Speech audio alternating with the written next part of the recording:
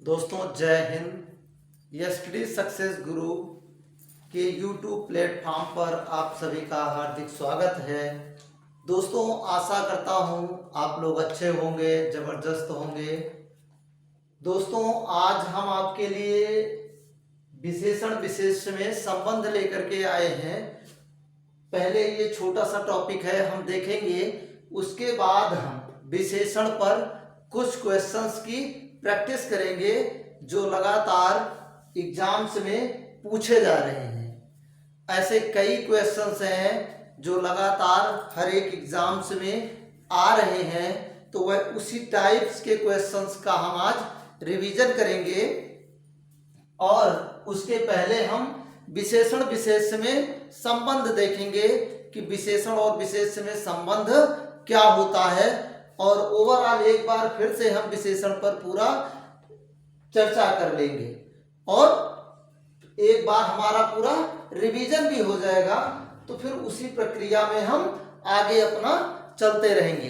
दोस्तों यदि आप हमारे चैनल पर नए हैं तो आप हमारे चैनल को सब्सक्राइब करें और बेल आइकन बटन को प्रेस करें, जिससे आने वाली हर एक वीडियो आप तक पहुंचती रहे। तो आइए चलते हैं दोस्तों, हम अपने टॉपिक की ओर देखते हैं।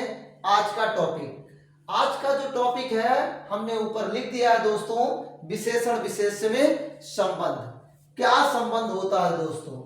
वाक्य में विशेषण का प्रयोग हम दो प्रकार से करते हैं। इसके पहले जो है आपने विशेषण के 4 प्रकार पढ़े हैं: गुणवाचक, परिमाणवाचक, संख्यावाचक और सार्वनामिक विशेषण। ये 4 आपने पढ़ा है। तो आइए हम चलते हैं कि वाक्य में विशेषण का प्रयोग कैसे करते हैं। तो वाक्य में विशेषण का प्रयोग हम 2 प्रकार से करते हैं। एक तो विशेष विशेषण के रूप में, दूसरा विधेय। अभी हम वाक्य और विधेय, अभी वाक्य जब पढ़ेंगे तो उसमें हम विधेय पढ़ेंगे, लेकिन यहाँ पे है विशेष विशेषण और विधेय विशेषण के बारे में हम जानेंगे। यानी कि कहने का मतलब ये है, वाक्य में विशेषण का प्रयोग 2 प्रकार से होता है। पहला विशेष विशेषण, दूसरा विधेय विशेषण। विशेष विशेषण जो होता है दोस्तों वो विशेष से पहले आता है। विशेषण जो होगा दोस्तों वो विशेष से पहले आएगा, और विधेय विशेषण में जो है विशेष के बाद आएगा, यानी कि क्रिया से पहले आएगा। यहां पर देखिए, जैसे लाल घोड़ा, घोड़ा कैसा है? लाल है। तो यहां पे जो हमारा संज्ञा है, सर्वनाम है, वो बाद में आएगा। कहने का विशेष विशेषण में कहने का अर्थ ये है दोस्तों, जो संज्ञा और सर्वनाम होगी वो विशेषण के बाद आएगी, और विधेय विशेषण में संज्ञा और सर्वनाम पहले आएगा और विशेषण हमारा बाद में आएगा। जैसे यहाँ पे लिखा गया लाल घोड़ा, पहले घोड़े की विशेषता बताई जा रही। घोड़ा कैसा है दोस्तों? लाल है। घोड़ा कैसा है? लाल है दोस्तों। अगर कहा जाए कि इसमें कौन सा विशेषण है दोस्तों, तो गुणवाचक विशेषण है। तो यहाँ पे घोड़ा संज्ञा और सर्वनाम जो भी है, ये संज्ञा है, घोड़ा है, जातिवाचक संज्ञा है। तो यहाँ पे विशेषण के बाद आया है। राम चंचल लड़का है। राम चंचल लड़का है। तो यहाँ पे राम कैसा है दोस्तों? चंचल है। तो यहाँ पे राम चंचल लड़का है। लड़का कैसा है दोस्तों? चंचल है। तो लड़के की विशेषता क्या बताई जा रही है कि लड़का चंचल है। तो यहाँ पे विशेषण पहले आया और संज्ञा या सर्वनाम बाद में आया। तो ओवरऑल कहने का मतलब दोस्तों ये है कि इसमें विशेष विशेषण में पहले जो है विशेषण आएगा, बाद में विशेष से आएगा। लेकिन विधेय विशेषण में जैसे मेरा कुत्ता काला है। कुत्ता कैसा है दोस्तों? काला है। तो काला हमारा क्या हो गया? विशेषण हो गया। कुत्ता हमारा क्या हो गया? विशेष हो गया। यानी कि इसमें विशेष बाद में आ रहा था, इसमें विशेष विशेषण से पहले आएगा।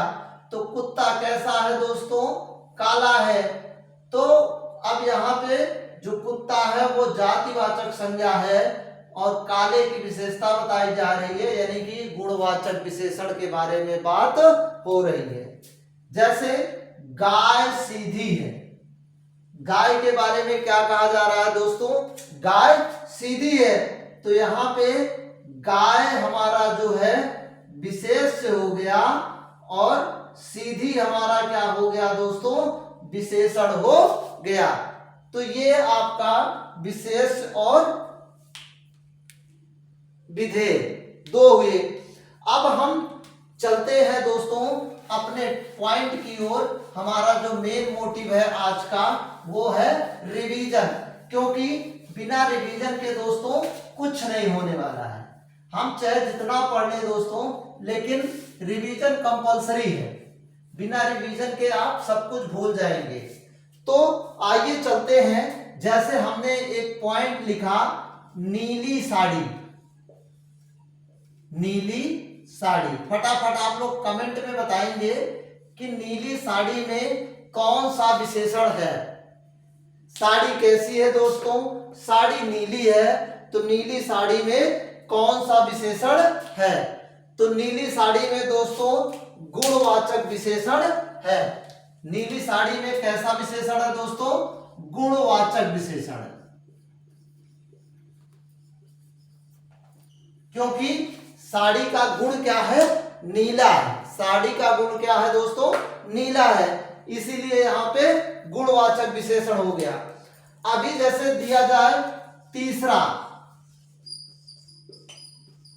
तीसरा एक शब्द दिया जाए दोस्तों। एग्जाम्स में जो है सेंटेंस नहीं पूछते हैं, ऐसे एक शब्द दे देते हैं और पूछ लेते हैं कि ये कौन सा विशेषण है, या इन चारों में से विशेषण कौन सा है, ऐसा भी करके पूछ लेते हैं। तो तीसरा जो एक शब्द लिया है हमने दोस्तों, तीसरा कौन सा विशेषण है। अब यहां पे देखेंगे दोस्तों, तीसरा जो है वो हमारा क्रमवाचक विशेषण है। कौन सा विशेषण है दोस्तों? क्रमवाचक। तीसरा, चौथा, पांचवा, ये छठा, ये ऐसा जो संख्या आती है दोस्तों वो हमारा क्रमवाचक विशेषण के अंतर्गत आएगी। जैसे अगर हम एक शब्द लें, उस ग्रंथ में 500 पृष्ठ हैं, उस ग्रंथ में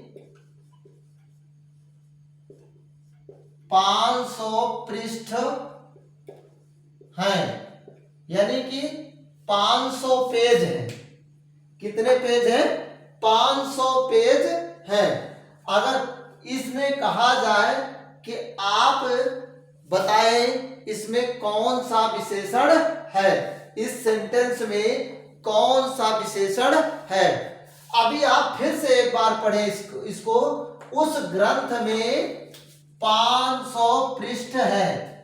अब क्या कर रहा है? ये संकेत कर रहा है दोस्तों। क्या कर रहा है? संकेत कर रहा है कि उस ग्रंथ में 500 पृष्ठ है। ये नहीं कहा जा रहा है कि रामायण में 500 पृष्ठ है या किसी अन्य में 500 पृष्ठ हैं। बाइबल में, कुरान में जितने भी सारे हैं, ये नाम नहीं लिया जा रहा है, केवल इतना कहा जा रहा है कि उस ग्रंथ में, तो संकेत कर रहा है। तो इसलिए यहां पे क्या हो गया दोस्तों? संकेतवाचक। संकेतवाचक सर्वनाम, संकेतवाचक विशेषण। अब बात आती है आगे दोस्तों, अगले पे चलते हैं। हम दूसरा शब्द लेते हैं, जैसे ईमानदार। एक शब्द आप ले दोस्तों, ईमानदार। अब ईमानदार कैसा विशेषण है दोस्तों, आप लोग फटाफट बताएं। अगर देखेंगे दोस्तों तो ईमानदारी क्या है, एक अच्छी नीति है। Honesty is the best policy. ईमानदारी अच्छी नीति है, तो ईमानदार क्या है, एक प्रकार का दोस्तों गुण है, इसलिए इसको क्या कहेंगे दोस्तों, गुणवाचक विशेषण। क्या हो जाएगा इसमें, गुणवाचक विशेषण हो जाएगा। आगे अगर हम एक सेंटेंस लेते हैं, 10 किलो गेहूं खरीद लिया है। अगर कोई कहे कितना गेहूं खरीदे हो, तो 10 किलो गेहूं खरीद लिया है। अब कितना गेहूं खरीदा है दोस्तों, 10 किलो गेहूं खरीदा है। तो कहा जाए इसमें कौन सा विशेषण है। पहली बात तो आप देखेंगे कि जो गेहूं है ये मापा और तौला जा सकता है दोस्तों। तो हमने अब पिछली वीडियो में बताया था कि जिस भी वस्तु को हम माप तौल सकते हैं वो हमारा जो है परिमाणवाचक विशेषण के अंतर्गत जाएगा। परिमाणवाचक विशेषण भी दोस्तों दो प्रकार का होता है, एक निश्चित परिमाणवाचक होता है, दूसरा अनिश्चित परिमाणवाचक होता है। तो यहाँ पे 10 किलो गेहूं खरीद रहा है, तो इसलिए क्या हो गया दोस्तों, निश्चित परिमाणवाचक विशेषण। क्या हो गया, निश्चित परिमाणवाचक विशेषण। यहीं पे अभी कहा जाए हमने कुछ गेहूं खरीद लिया है, हमने कुछ किलो गेहूं खरीद लिया है, पता नहीं कितने किलो गेहूं खरीदा है, तो इसलिए पता नहीं है, तो ना पता होने की स्थिति में क्या हो जाता दोस्तों, अनिश्चित परिमाणवाचक विशेषण। लेकिन रहता परिमाणवाचक विशेषण ही है, क्योंकि गेहूं को कभी भी नापा या तुला जा सकता है। जैसे अगर कहा जाए 4 लीटर दूध, एक शब्द लेते हैं दोस्तों हम फिर से अगला उदाहरण के लिए, 4 लीटर दूध। अगर कहा जाए दोस्तों इसमें आपको विशेष से बताना है। क्या बताना है दोस्तों, विशेष से बताना है। 4 लीटर दूध में विशेष से बताना है। अब यहां पे अगर हम फिर से अगर समझे कि 4 लीटर दूध में कौन सा विशेषण है दोस्तों, तो 4 लीटर दूध में जो है हमारा निश्चित परिमाणवाचक ही विशेषण है। क्यों है, क्योंकि दूध को हम माप और तौल सकते हैं, और वो भी संख्या दी गई है कि कितना लीटर, 4 लीटर। तो इसलिए यहां पे निश्चित परिमाणवाचक विशेषण है। लेकिन यहां पे हमारा प्रश्न है दोस्तों कि 4 लीटर दूध में विशेष से बताना है। यह आप देखेंगे दूध को क्या कहा जा रहा है, दूध कितना है दोस्तों, दूध हमारा 4 लीटर है, तो दूध हमारा क्या है, एक प्रकार की संज्ञा है दोस्तों। तो यहां पे दूध हमारा क्या हो जाएगा दोस्तों, विशेष से हो जाएगा। अब एक और उदाहरण लेते हैं हम दोस्तों, दृश्य बहुत मनोरम था। एक शब्द ले, एक वाक्य ले, दृश्य बहुत मनोरम था। ये सब कहीं ना कहीं आए हुए प्रश्न हैं। दृश्य बहुत मनोरम था। अब अगर कहा जाए कि इसमें आप बताएं दोस्तों कि हमारा कौन सा विशेषण है। दृश्य बहुत मनोरम था, फटाफट आप लोग कमेंट करके दोस्तों बताएं कि दृश्य बहुत मनोरम था, उसमें कौन सा विशेषण होगा। तो हमारा कौन सा विशेषण होगा दोस्तों, यहां पे भी हमारा गुणवाचक विशेषण है। कौन सा विशेषण है दोस्तों, गुणवाचक विशेषण होगा, क्योंकि मनोरम, मन को भाने वाला या अच्छा दिखने वाला दृश्य वहां पर था। आगे अगर हम लेंगे दोस्तों, एक पापी शब्द लेंगे, बहुत ज्यादा पूछा गया है ये कई बार। पापी, अगर पापी शब्द अगर हम लेते हैं दोस्तों, तो इसमें अगर हम पूछेंगे पापी में कौन सा विशेषण है, तो आपको बताना है दोस्तों पापी में कौन सा विशेषण है। तो पापी में जो विशेषण होगा वो ये भी आपका एक प्रकार का गुण है दोस्तों, तो ये कौन सा विशेषण हो जाएगा, गुणवाचक विशेषण हो जाएगा। आगे है दोनों शब्द। अगर एक शब्द ले हम, कौन सा, दोनों, कहा जाए कि दोनों में कौन सा विशेषण है, तो दोनों में दोस्तों विशेषण हो जाएगा हमारा समुदायवाचक। दोनों में समुदायवाचक विशेषण हो जाएगा। अब लेकिन अगर कहा जाए दोस्तों कि दो डलिया फल, दो डलिया फल, दो डलिया फल या दो डलिया आम, दो डलिया सेब, तो इसमें आपको बताना है कि कौन सा विशेषण होगा। अब यहां पे ध्यान देंगे दोस्तों, फल की बात आती है तो फल को आप नाप और तौल सकते हैं, तो इसीलिए ये हमारा क्या हो जाएगा, जिसको भी नाप और तौल सकते हैं, और दिया गया है कितना डलिया फल होना चाहिए दोस्तों, दो डलिया फल, तो इसलिए हमारा क्या हो जाएगा दोस्तों, निश्चित परिमाण वाचक। क्या हो जाएगा, निश्चित परिमाण वाचक हो जाएगा, ये भी निश्चित परिमाण वाचक विशेषण हो जाएगा। अब यहां पे अगर का एक और एग्जांपल लेते हैं, राम की गाय बहुत काली है, राम की गाय बहुत काली है। अब अगर कहा जाए दोस्तों, इसमें आपको विशेषण बताना है, राम की गाय बहुत काली है, तो पहला नंबर तो देखना है आपको दोस्तों किसकी विशेषता बताई जा रही है, गाय की विशेषता बताई जा रही है। गाय कैसी है दोस्तों, काली है। गाय कैसी है दोस्तों, काली है, तो काली शब्द हमारा क्या हो गया, विशेषण हो गया। काली शब्द क्या हो गया हमारा, विशेषण हो गया। यहां पे बहुत काली है तो बहुत शब्द क्या हो गया दोस्तों, हमारा प्राविशेषण हो गया। यानी कि हमने बताया था दोस्तों, जो विशेषणों की भी विशेषता बताए वो क्या है, आप हमारा प्राविशेषण होता है। तो राम की गाय बहुत काली है, अगर यहाँ पे देखा जाए कि विशेषण कौन सा है, तो विशेषण हमारा क्या है, काली शब्द है। जैसे अगर कहा जाए मीठा अमरूद, एक शब्द ले, मीठा अमरूद।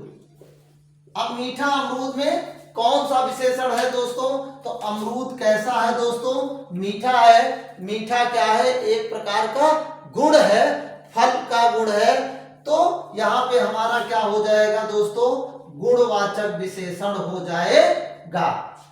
अब अगर कहा जाए दोस्तों यहां पे एक शब्द और, राम परोपकारी लड़का है, तो परोपकारी शब्द क्या है, राम परोपकारी लड़का है। लड़के की विशेषता बताई जा रही है कि लड़का कैसा है, परोपकारी है, तो परोपकारी हमारा कौन सा विशेषण हो जाएगा दोस्तों, हमारा गुणवाचक विशेषण हो जाएगा। अगर दुगुना शब्द लिया जाए, एक शब्द लिया जाए दोस्तों दुगुना, अब दुगुना शब्द कौन सा विशेषण है, तो दुगुना शब्द, दुगुना, चौगुना, ये सारे जो होंगे दोस्तों वो आपके आवृत्तिवाचक विशेषण होते हैं। कौन से विशेषण होते हैं, आवृत्तिवाचक विशेषण होते हैं, जो निश्चित संख्यावाचक विशेषण का एक भेद है दोस्तों। अब बात आती है, अगर कहा जाए दोस्तों हर एक शब्द ले दोस्तों, हर एक शब्द में कौन सा विशेषण है, तो हर एक में दोस्तों, हर एक, प्रत्येक, एक एक, दो दो, जो ऐसे शब्द आए दोस्तों उसमें हमारा जो है प्रत्येक बोधक विशेषण हो जाएगा। कौन सा विशेषण हो जाएगा दोस्तों, प्रत्येक बोधक विशेषण हो जाएगा। अब अगर दोस्तों जैसे कहा जाए दर्जन, दर्जन अगर आप शब्द ले ले दोस्तों, तो दर्जन कौन सा विशेषण होगा हमारा दोस्तों? समुच्चय बोधक विशेषण। कौन सा विशेषण होगा दोस्तों? समुच्चय बोधक विशेषण होगा। तो ये सारे एग्जाम्पल्स रहे दोस्तों आपके सामने जो बहुत ज्यादा पूछे जाते हैं, तो हमने उन सारी चीजों को आपके सामने एक एक करके समझाने की कोशिश किया दोस्तों। आशा करता हूं आप लोगों को जितने भी एग्जाम्पल्स हमने समझाए वो आपको समझ में अच्छे से आ गया होगा। यदि आपको दोस्तों समझ में आ गया है तो आप हमारे कमेंट बॉक्स में जा करके बताएं कि आपको ये वीडियो हमारी कैसी लगी। दोस्तों एक रिक्वेस्ट है दोस्तों, यदि आपको हमारी वीडियो पसंद आती है दोस्तों तो आप अपने दोस्तों को भी शेयर करें, क्योंकि दोस्तों का लाभ जो दोस्तों का लाभ होता है दोस्तों वो हमारा लाभ होता है, क्योंकि हमारे दोस्त इससे वंचित ना रहे।